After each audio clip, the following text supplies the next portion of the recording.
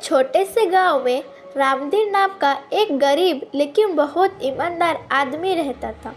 उसके पास न ज़्यादा ज़मीन थी न धन दौलत। उसकी कमाई का एकमात्र साधन मेहनत मजदूरी।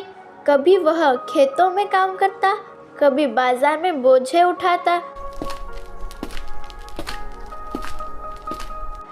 उसकी पत्नी सीता और एक छोटा सा बेटा मोहन, तीनों बहुत साधारण जीवन जीते थे, लेकिन उसके घर पे सुकून था। रामदीन का एक ही उसूल था, जो मेरा नहीं उसे हाथ भी नहीं लगाना। गांव के लोग उसकी ईमानदारी की इज्जत तो करते, लेकिन कई बार उसकी गरीबी पर हंस भी देते। कुछ लोग कहते, इतना ईमानदार बनकर क्या मिलेगा, दुनिया चालाकों की है। रामदीन यह सब सुनकर भी चुप रहता था और अपना काम करता रहता। एक साल गांव में भयानक सूखा पड़ा। फसलें सूख गई, काम मिलना बंद हो गया। रामदीन के घर में कई दिन चूल्हा नहीं जलता। सीता आधा खाना बेटे को दे देती और खुद भूखी रह जाती। रामदीन यह देखकर टूट जाता, लेकिन गलत रास्ता अपनाने का ख्याल उसके मन में कभी नहीं आया। एक दिन रामदीन काम की तलाश में पास के शहर गया। पूरा दिन भटकने के बाद भी कोई काम नहीं मिला। शाम को लौटते समय उसे सड़क किनारे एक भारी पर्स पड़ा मिला। रामदीन ने पर्स उठाया। उसमें ढेर सारे नोट, कुछ सोने की चेन और एक पहचान पत्र था। उसका दिल जोर जोर से धड़कने लगा। उसके दिमाग में विचार आया, अगर यह पैसे घर ले जाऊँ तो कई महीनों का खाना आ जाएगा, बेटे की फीस भर जाएगी, पत्नी को दवा मिल जाएगी। लेकिन अगले ही पल उसका मन बोला, यह मेरा नहीं है। रामदीन बहुत देर तक वहीं खड़ा रहा। उसके हाथ कांप रहे थे। पेट की भूख और ईमानदारी आपस में लड़ रहे थे।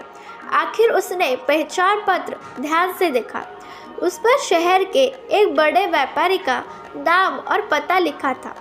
रामदीन ने तय कर लिया कि वह यह पर्स मालिक को लौटा देगा, चाहे उसे कुछ ना मिले। भूखा प्यासा रामदीन उस पते पर पहुंचा।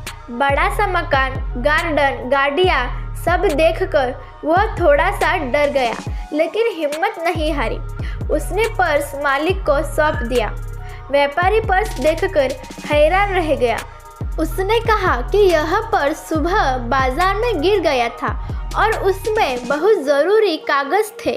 व्यापारी ने खुशी में रामदीन को इनाम देने के लिए कुछ पैसे आगे बढ़ाए।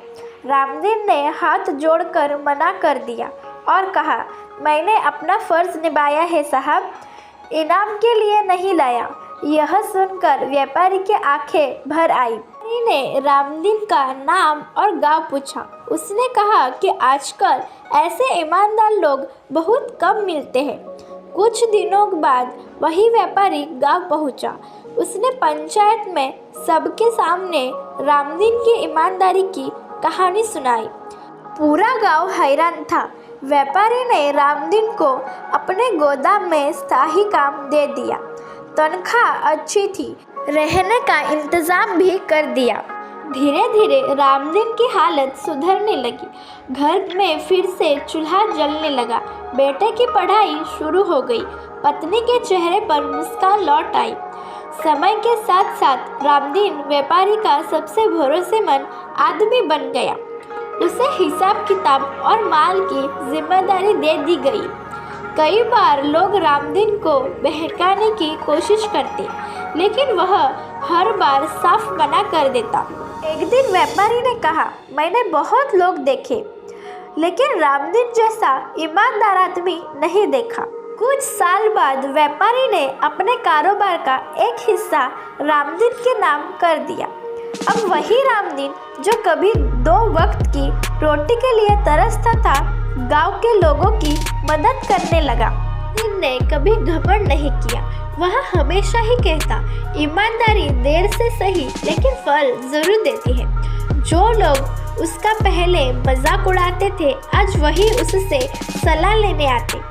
गांव के बच्चों को रामदीन की कहानी बताई जाती ताकि वे रामदीन से कुछ सीख सके। कहानी से हमें 3 सीख मिलती है। पहली, कठिन समय में भी सच्चाई का साथ न छोड़ें। दूसरी, लालच से दूर रहे। तीसरी, ईमानदारी सबसे बड़ी पूंजी है।